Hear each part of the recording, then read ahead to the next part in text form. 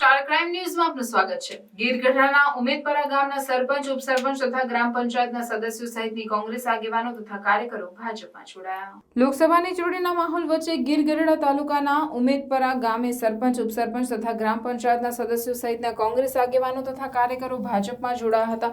આ તમામ લોકોને કાર્યકરો આગેવાનોને ધારાસભ્યના હસ્તે કેસરીઓ ખેસ પહેરાવી આવકાર્યા હતા। તાલુકાના ઉમેદપરા ગામમાં ઉના વિધાનસભાના ધારાસભ્ય કેસી રાઠોડ તેમજ તાલુકા ભાજપ પ્રમુખ કાળુભાઈ રૂપાલાની અધ્યક્ષતામાં ઉમેદપરા ગ્રામ પંચાયતની સમગ્ર બોડીના સદસ્યો, કોંગ્રેસ કાર્યકરો તથા સામાજિક આગેવાનો સહિતના મોટી સંખ્યામાં લોકો ભાજપમાં વિધિવત રીતે જોડાયા હતા। ધારાસભ્ય કેસી રાઠોડના હસ્તે ગ્રામ પંચાયતના સરપંચ સહિત સમગ્ર આગેવાનોને કેસરીઓ ખેસ પહેરાવી ભારતીય જનતા પાર્ટીમાં આવકાર્યા હતા।